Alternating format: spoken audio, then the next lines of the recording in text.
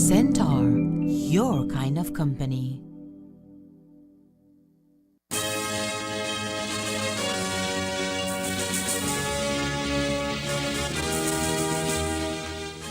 Tonight on Ctv3 News, cops investigate 2 apparent murders. One body is recovered near Deadman Key and the second near the coastline of Belize City. Pueblo Nuevo Ferry opened for the public once more, but only for small vehicles. We'll also tell you about the aggressive oral cancer which can be fatal. And the Prime Minister gets ready to honor dads and moms of Orange Walk. These are some of the stories we have for you tonight in our newscast for Friday, June 7th, 2024.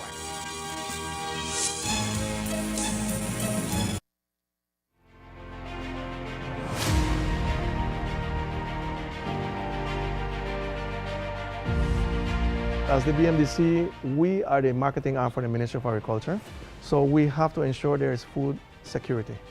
And secondly, we have to ensure that there are markets for the local produce. So what we do in this case, with food security, whenever there is no local production, we are the importing body. When it comes now to markets for farmers, most of the time, as I mentioned, if there is not enough production in the country, we would import part of it and we would buy that from the remainder from the farmers. In that case, we assure them that there is a market for their produce. 3 years ago, BMDC was not what it is right now, believe me. You know, we have invested heavily in all branches, and especially in the Big Falls branch and the Orange Walk branch, to equip our facilities for growth and for more farmers to come into stream. The greatest impact is in the rice industry. When we started, there was a production of 300,000 pounds of rice paddy. This year, we're expecting 3.5 to 4 million pounds of rice paddy. The other line of product that we are dealing with is the Belize Jewels fruit pulps. This is something that is new on the pipeline. We deal with the small farmers. We buy the pulps from them, we package it, and then we have it for our local market. All of this is an effort to ensure that we have a market for these fruits that would otherwise have been wasted if we weren't doing the pulping at the moment. When it comes to beekeeping, the BMDC has improved on its installations at the Orange Walk branch, where we have our buying center. We sell to marketing board with contract. So whatever we produce, they buy from us. The BMDC doing a very good job, yes. They buy our rice and they pay we. We don't have to wait to piece payment. They pay we 60% and at 2-3 months they give you the next rest. We deliver our products to them and they pay us one time and look like the rice financial is going up and look like it's helping us a lot. We make wise decisions as a business entity to ensure that the farmers benefit, and at the same time we make an income out of it to be able to do more projects.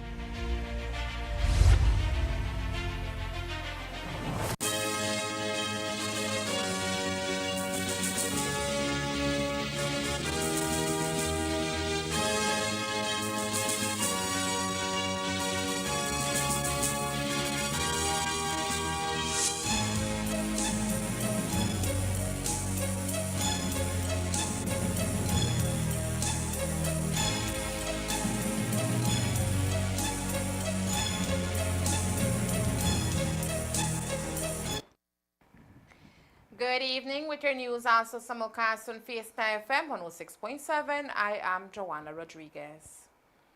61-year-old Gilbert Flowers, a resident of Mullins River Village, is tonight dead, and the circumstances surrounding his death remain unclear tonight. Ironically, his body was found near Deadman Key in the vicinity of Turniff Atoll on Tuesday by Coast Guard officers. Ctv3 News understands that Flowers worked for many years on sandboats sailing between Robinson Point and Belize City. Police have been able to ascertain that Flowers and others went to Deadman Key on May 31st to prepare for the opening of the upcoming lobster season that starts on July 1st, 2024. Flowers then stayed on the island while the others returned to the old capital. When the men returned to Deadman Island, their colleague could not be found. The matter is being investigated.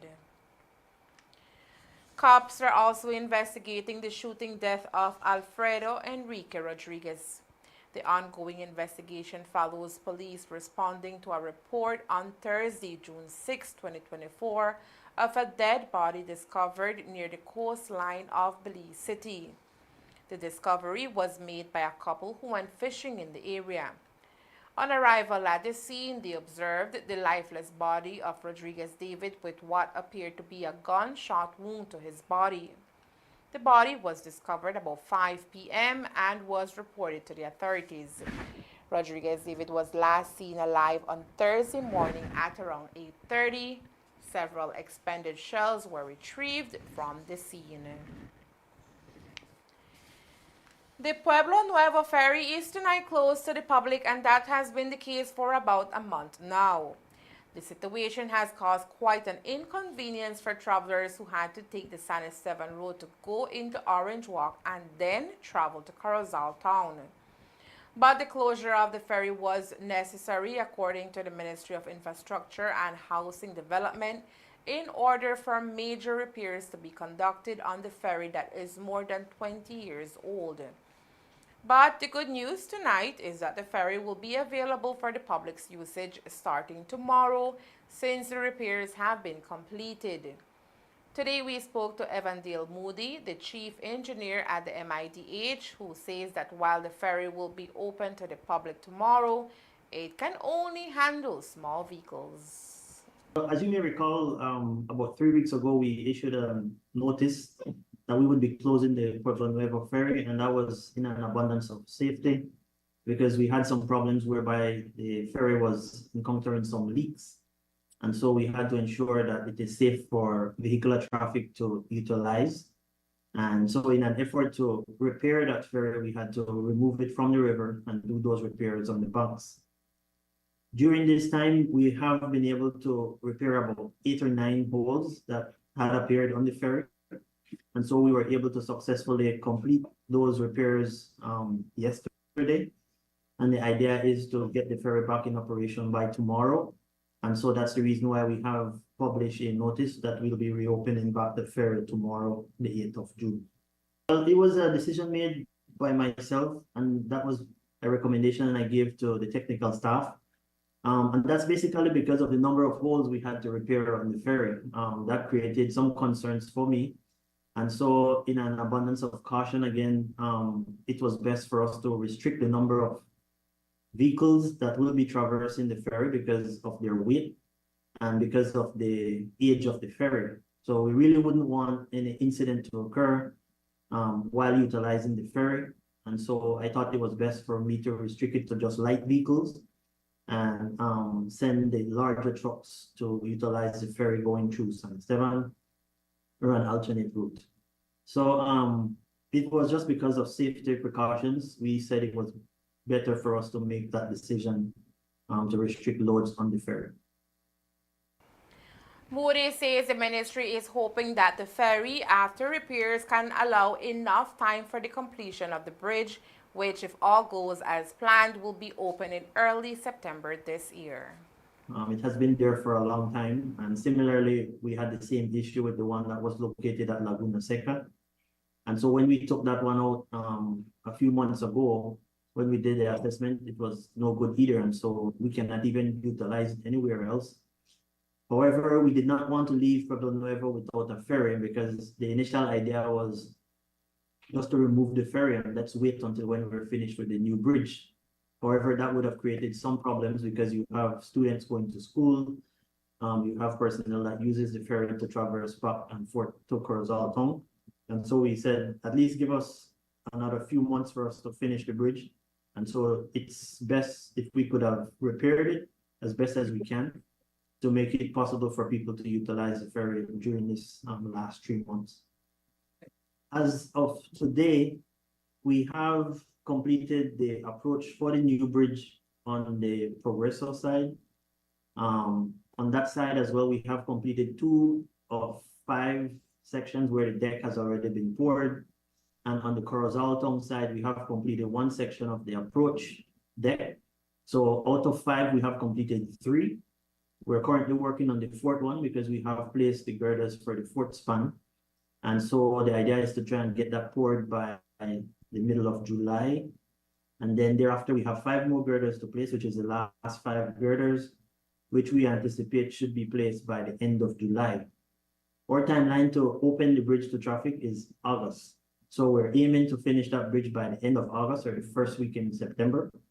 And so that's why we're saying if we could at least have that ferry last us another 3 months without any major disruption for us to close it again, then that would be ideal for us. So we're still on target to finish the bridge structure by August, that we could have 2 completed bridge structures for the Sardinia. But with the rainy season upon us, would the ministry be able to complete the bridge on time? That is what we asked the chief engineer at the MIDH. We have put some lead time in the construction work plan in the event we have intense rainfall. So we're hoping that we don't have a long duration that would significantly affect our work program. So we have taken that into consideration, and our schedule is, as I said, for the end of August, the first or second week in September, for us to complete that. There is only 2 more sections of the deck that are remaining. Once we pour the third one later this month, then that will only left with 1 more. And so we expect that we could get that completed within that time, even if we have rains off and on. But as you are aware, we cannot pour the deck with concrete if we have rain. So we'll have to definitely look at the forecast and see how best we could achieve what we want within the time period specified. At the beginning of June, Orange Kenyans recognized cancer awareness with the participation in the annual Cancer Awareness Walk. The walk is geared at raising awareness about the deadly disease and particularly the importance of early detection. As discussion continues around cancer today, we sat down with Dr. Ephraim Sima, who shared more about oral cancer. And while oral cancer is not often spoken about, this form of cancer is particularly aggressive and common. Oral cancers develop on the tongue, on the tissue lining the mouth and gums, under the tongue, at the base of the tongue, and the area of the throat at the back of the mouth. Si nadie lo aborda, es un tema que por muchas razones no se está viendo evidente, los casos no han registrados, pero existe, bien lo dijo usted, y afecta a mucho de la población de nosotros. Y en los recientes años me he dado cuenta que hay un gran número de la población de Orange Walk y Corozal donde se presentan casos, y eso me llama mucho la atención. El cáncer oral básicamente está bajo un tema un poquito ambiguo o más grandecito de lo que se toca, y se refiere en realidad a tumoraciones o formaciones malignas que encabezan la cabeza, la boca y el cuello. La clasificación se hace de distintas formas y está basada en las ubicaciones más frecuentes. Cuando hablamos de la cavidad oral, estamos hablando de todo lo que tiene que ver de los labios para adentro. Eso involucra los labios, la parte interna de los labios, el cielo de la boca, el piso de la boca, la lengua, los dientes, los tejidos circunvecinos de los dientes y los cachetes internos. Todo ese ámbito, que también incluye la garganta y la orofaringe, son propensos a desarrollar lesiones malignas, cosa que a veces no nos damos cuenta. Y recientemente un estudio en el 2020, Globocan hizo un estudio de los casos recientes o casos que surgen cada año en cuanto al cáncer oral, y se dieron cuenta que casos nuevos son aproximadamente de 375,000 casos. De esos casos, la mitad son bastante afectados y la gente fallece. Wow. Entonces es significativamente bien acentuado en la población, y se está tratando de dar un énfasis en cuanto al tema para que la población tenga conocimiento y haga algo, y especialmente que visite a su profesional para que haga un pesquisaje, una evaluación minuciosa para poder determinar si hay algo maligno, si hay algo benigno, o determinar si hay algo que necesita estudiar. This form of cancer is not oftentimes diagnosed early, as it usually starts as something small inside the mouth which does not cause a lot of pain and can quickly become out of control. En la boca puede suceder dos cosas. Igual como otros cánceres que pues, se pueden metastizar, quiere decir que pueden llegar a otro lugar. De igual forma, de la boca puede ir a otros sitios. Se ha encontrado, la literatura lo ha demostrado. Y viceversa, otros cánceres en general pueden terminar en la boca, no necesariamente empezó ahí, ¿ya? Entonces, todo esto, como usted bien lo dijo, los tentáculos se pueden extender. ¿Por qué? Porque tenemos un sistema de irrigación. La sangre circula, hay microorganismos que circulan dentro de la sangre, entonces las células también alteradas pueden circular y pueden viajar a otros sitios y a órganos principales, que son los riñones, el hígado, los pulmones, el corazón, que son sumamente importantes, y estos no pueden combatir con eso y se forman. Exactamente. Y mi última... Esto empieza básicamente con algo pequeñísimo que se parece a algo superficial. Empieza como una ulcerita o como un afta. Lo más que pueda suceder al inicio es que usted tenga un ardorcito, pero todo el mundo dice, es que tengo un fuego, ¿ya? Y es tal vez por una fiebre o porque me dio el flu o por alguna otra situación o por el estrés. El detalle está en esto. Si una ulcerita, si una lesioncita rojita, si una lesioncita blanca, un parche blanco, una mancha blanca que no está ahí, que no estuvo ahí y está ahí, que hace de 15 días, a como este que estamos viendo en pantalla, estamos viendo algo, esto ya está un poquito más avanzadito. Eso ya está en la lengua, ¿verdad? Eso sí está en la ¿Ahí lengua. es donde empieza? ¿O Puede aparecer ser en cualquier parte? Este específicamente estamos hablando en la zona de la lengua. Ya, este ya, si usted ve, parece inocente, parece como una quemadura, parece como que una irritación.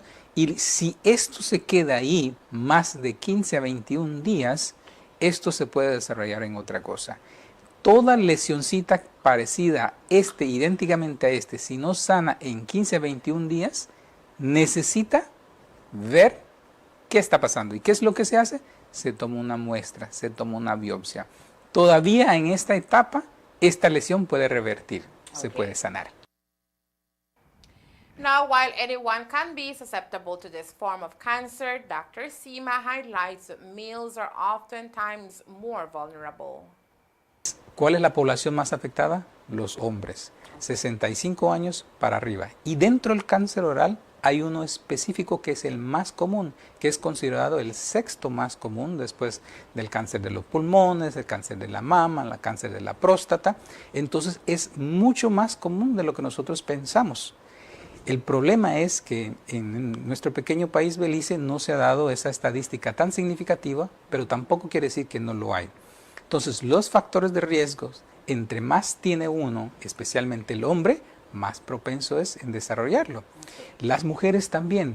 El detalle es que estamos viendo una población un poquito menos de los 65 años que desarrollan el cáncer oral también, ¿ya? Entonces, ¿quién es propenso? Todos. ¿Por qué? Porque nuestro sistema de defensa tiene la capacidad de pelear contra formaciones que no son correctas porque nuestro cuerpo está regulado por un sistema muy preciso. Todo tiene un orden.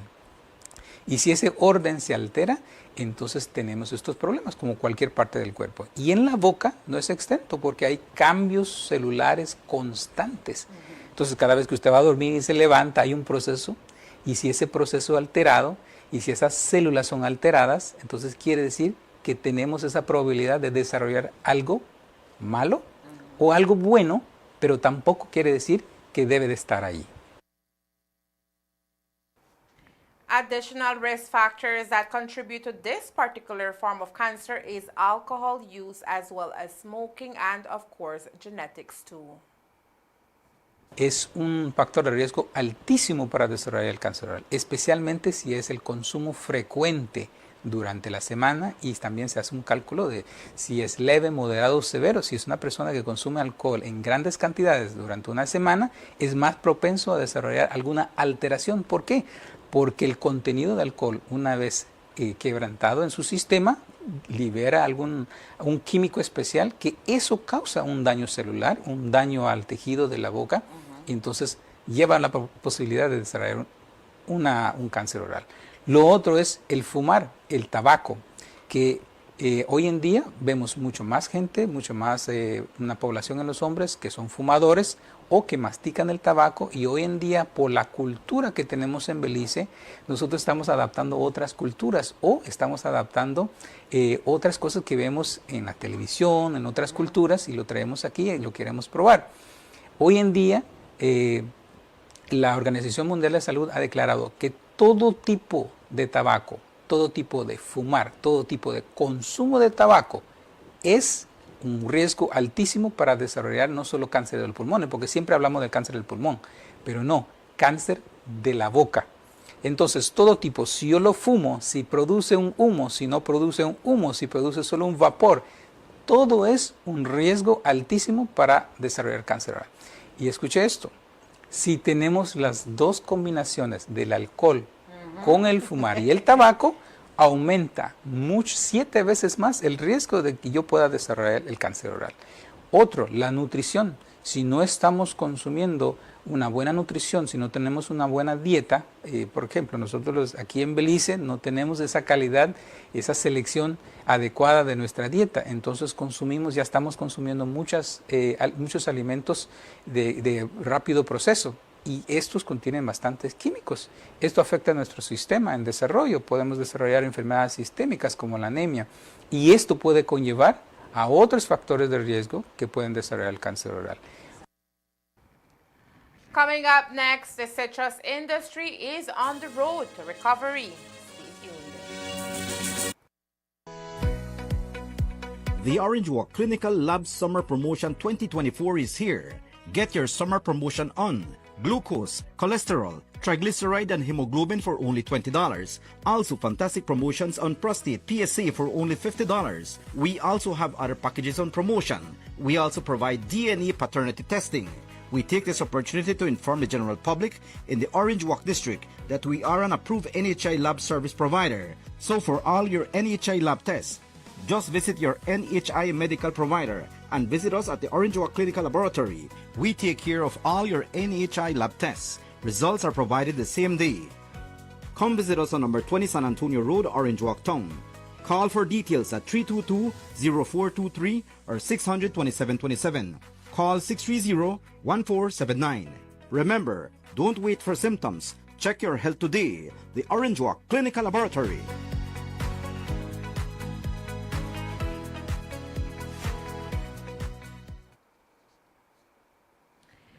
On Thursday, residents in Western Belize were grateful for the showers of blessings that dosed the fire raging in several communities.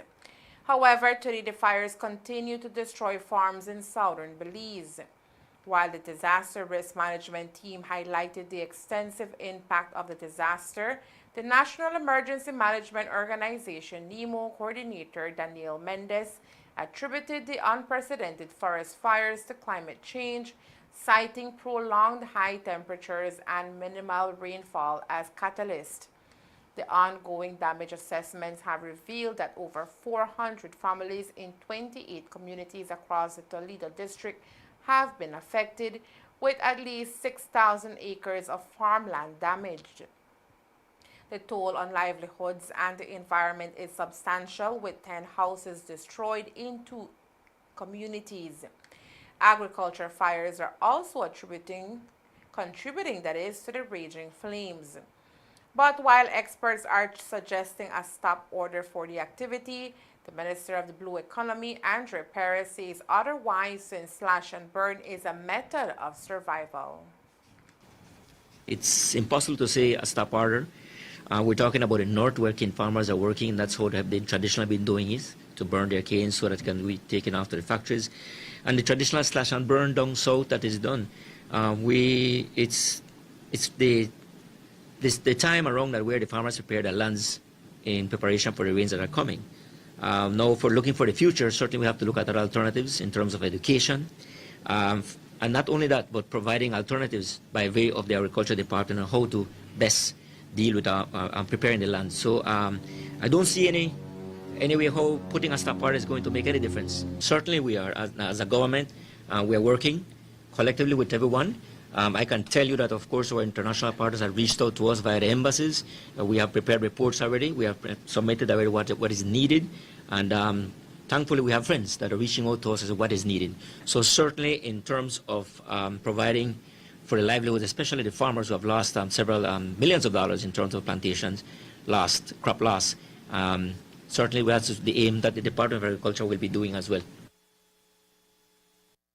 With collaborative efforts, NEMO aims to mitigate the immediate impacts of the disaster and support affected communities in their recovery. And sticking to the topic of fires in the South, the Ministry of the Public Service, Constitutional and Political Reform and Religious Affairs is partnering with all churches and religious groups throughout Belize to dedicate a special time of prayer during their worship services this weekend. As you already know, recent severe heat has already sparked several fires around the country, signaling a potentially very active and challenging hurricane season ahead. In light of these conditions, it is imperative that we come together in prayer to seek God's protection and strength for our nation, says the ministry. The ministry is asking that during this dedicated time of prayer, we remember all our national agencies and organizations that are tirelessly working to prepare and protect Belize. Special prayers are requested for those at the forefront of natural disaster response and management, whose efforts are vital in ensuring the safety and resilience of our communities. The government of Belize, through the Ministry of Agriculture and Minister Jose Mai, have been doing much work within the agriculture sector across the country with the focus of creating a more sustainable industry. One of those industries which has seen major work is the citrus industry, where the government has earmarked $15 million through the Development Finance Corporation in the hope of reviving that once dying industry. Although much work is being done within that sector, particularly in the south of the country, Minister Jose Mai says confidence is low among investors in the industry due to citrus greening and low yields. But he also noted that the tide seems to be turning as the industry tests a variety of citrus trees that are proving to be more resilient to HLB or citrus greening. Furthermore, global citrus prices are at a record high. Well, we allocated, I think, $10 million, or $10? $15 million. 15, a small money. Hold on, It will hold take on. 5 years Yeah, for the tree hold grow. on, 50 million. But it's I mean 100 million. People still don't take the money. Okay. The farmers didn't go for the money. That's true. Right? One, I think the price has to be good, but there has to be some kind of confidence Right. In investing. in investing. You ask me right now, you want to invest more sugar cane? I tell you, no. Period. No. If you ask me to invest in citrus, I will tell you, no. Until I see how the new varieties are doing and how this industry is managed and structured. The industry has gone through a lot in the past. I mean, from 2008 we had the disease. There was no major attention given to the industry until when we won. And we said, listen, let's go inject $50 million. We injected $50 million and nobody went for it. It means that they're saying, hold on, I'm not sure if this thing is being managed in the right way. First, I need to see how it tests out. Now, we are seeing now that new varieties juice are yielding good. They're looking good. And that the price is going up. And so, look, there's only two things that motivate. Well, one thing motivates a producer. It has to be profit-led, not money-making. Because you may be making a lot of money, but not profit. Is that up to now, up to this year, up now, 400 to 500,000 boxes have been delivered to them, which is better than last year, right? Two is that we have exported 40 containers of fresh fruit to the CARICOM. And the third is that the new varieties, which we believe has a level of tolerance or resistance to the disease, are performing well today. So that is a silver lining. Also within the country's citrus industry, representatives from the government of Guatemala are currently in Belize, leaning on the government of Belize for technical assistance to establish a citrus industry in the neighboring country. A delegation led by Guatemala's Vice Minister of Foreign Affairs, Elmer Salazar, is in Belize on a 2-day working visit to better understand Belize's citrus industry. The visit, according to Agriculture Minister, included a technical session on Thursday and will include a tour of citrus groves at Caves Branch on the Hummingbird Highway, as well as a tour of the Citrus Growers Association facilities, and the CPBL's factory and nursery. Now, as it relates to the Guatemalans, they have to begin from scratch. Right. We have a history, we have a very good experience in doing this. We have some of the best people trained in citrus industry, and they have come to learn from us. This is the first bilateral meeting that we're having with this current new Guatemalan government. I think Petén is one of the few departments that have a vice minister or a minister for agriculture for the area, because it's a big area. And this is the first time we're meeting him in Belize. But as I explained to them, we share many similarities with Petén. Same soil type, same type of geography, same type of problems. They're having climate change effects, we are having the same.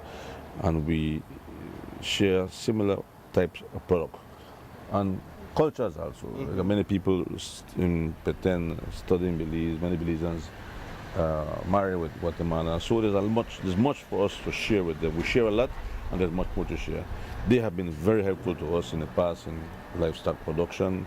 We bought from them many years ago very good dairy breeds to strengthen our dairy sector, and beef animals too. And they, of course, we want to help as much as we can, and they also reciprocate. We were there a couple of months ago looking at pineapples, because looking at the diversification, how do we diversify the basin, especially in the south where we know that citrus is difficult. We're thinking of investing in pineapples. They have experience in pineapples, they have seeds, and we learned from them, and they also showed us around the African palm oil, which again is something that we are flirting with these ideas. Can we do it? What is the viability of such an investment? So we've been sharing a lot of thoughts and ideas with our friends in Petén.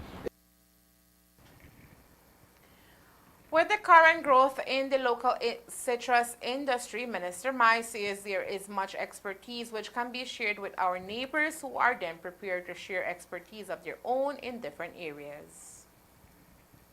And we grew that in a very controlled environment, and those trees are what we use from mother trees to try to curb the incidences of citrus greening. Unfortunately, the situation with the citrus industry in 2008, when we had citrus greening being declared all across the country, we could not control it. There was not enough interest placed into the industry at the time, and so we picked up the industry I think in its lowest spot in the history. But I must report to you that up to now, we have received, CBL has received between 450,000 to 500,000 boxes this year, which is much better compared to last year. That's a silver lining. And if to complement that, I will also say to you that we have exported between 40 and 50 containers to the CARICOM of fresh fruit. Again, that's very good news to report. And must also report that the new varieties which were imported, that we believe had certain tolerance or resistance to disease, are doing very well. The grapefruit have 1.5 years, and the citrus plants are just starting to come into production, and so far they are looking very well. So that's the hope that we have in the citrus industry. Phase 2 of the rehabilitation of the Philip Alvarez Park began a few weeks ago, and over the weekend, Orange Rockeños are invited to come out to witness the official opening of the Philip Alvarez Basketball Court Dome, which will take place on Saturday, June 8 at 6 p.m. Phase 2 of the upgrade was carried out through a collaboration between Orange Walk Central Area Representative Prime Minister John Briceño and the Orange Walk Town Council. The project, according to Prime Minister Briceño, is very dear to his heart, as the park was first built by his uncle and later adopted by him as area representative.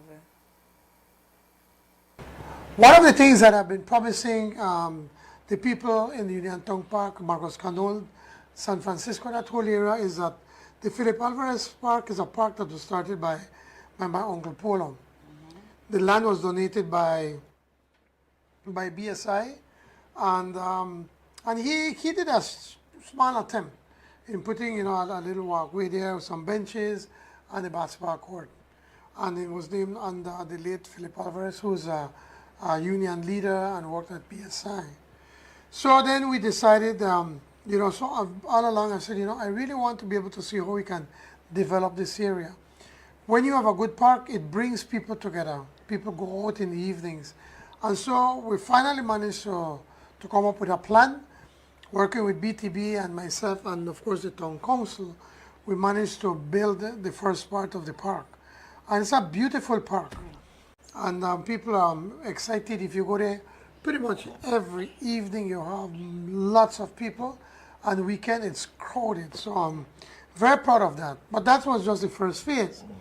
The second phase is to be able to build a dome over the basketball court so that our young people can play basketball or volleyball at any time during the day.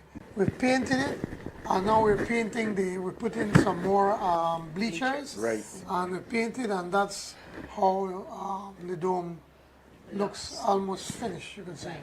So it's something beautiful and something for our young people, something that we are very proud of. With phase 2 of the project now completed, PM Briceño says there is more to be done in the park to include a family recreation area as well as a 5-a-side field. Very excited. I'm very excited for young people now. We could have basketball tournaments, we could have volleyball tournaments, and so that's the second phase. We need now to work a little bit now between the basketball court and the park.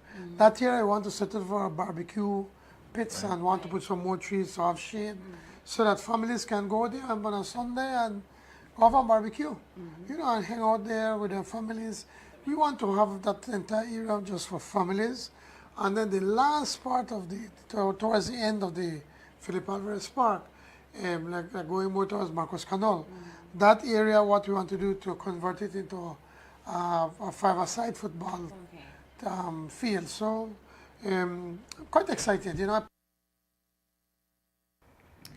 Also happening on Saturday at the Philip Alvarez Park is the annual Fathers and Mothers Day celebration organized by the Orange Walk Central Committee and Area Representative. The event will kick off at 4 p.m. and promises to be fun-filled with lots of prizes and surprises. So we're inviting everyone to come out for 4 o'clock. The show starts at 4. We have lots of good entertainment, games, prizes, surprises, and some awesome prizes coming. What are we looking at? Price-wise? AC, generator, lawnmower, microwave. You know what I don't like about this? Motorcycle. But PM, you know what I don't like about it? That we can't participate. Yeah. That's the only thing I don't like. I want to be a civilian. I have been saying that for quite some time. Last night, Mayor Shepard and I were talking about how about we boycott this one and just be civilians? Because every year we're either on stage, he's out there working, and I can't win, he can't win, and we are watching all these good prizes and men. But that's a good prize. we have the prize for punctuality. Okay. So being out there for 4 o'clock. Whoever reaches it first. Yes, and they'll reach before 4. So we have that. Then we break right at 6 o'clock for the short ceremony to inaugurate the dome. And we have some special invited guests for that. So we'll take a quick little break into that, and then we get right back into the show with all the good giveaways. Men, come if you see these prizes. Let me just give a little highlight, right? the grand prize for the dad. You know, at the end of the night we have grand prize. As usual. It consists of a motorcycle with 1 year license and 1 year insurance. Oh, wow. A TV and a deep freeze in a combo package. All of that one? Yes. What? PM, you want to participate Happy now, right? For the mom, we have a stove, a washer, a TV, and a care package, you know, a massage, a pedicure. Oh, okay. Yes. All right. So, Good. mommy, they get a stove, a washer, a TV, and a care package in a combo package. But we have prizes such as AC. To beat the heat. Right. We got generator for when blackout. We have TVs, we have lawnmowers, microwaves, irons, gift baskets, gift certificates, and a wide array of wonderful Cash prizes. prizes. Yes. I must highlight Rosanna, my wife. I think she give said two cash prizes. I think of $500. Oh, wow. Yes. So And games are going to be played. Yes. For yes. this. Raffles. Yes. too. Raffles. So you get your ticket. Everybody that comes, there are going to be 2 different colors of tickets. Remember, it's moms and dads. Right. Once more, the events kick off at 4 p.m. at the Philip Alvarez Park on Saturday, June 8th. Both activities will be aired live on Channel 53 of Centaur and via the Express Plus app. And there is more news after the break. Stay tuned.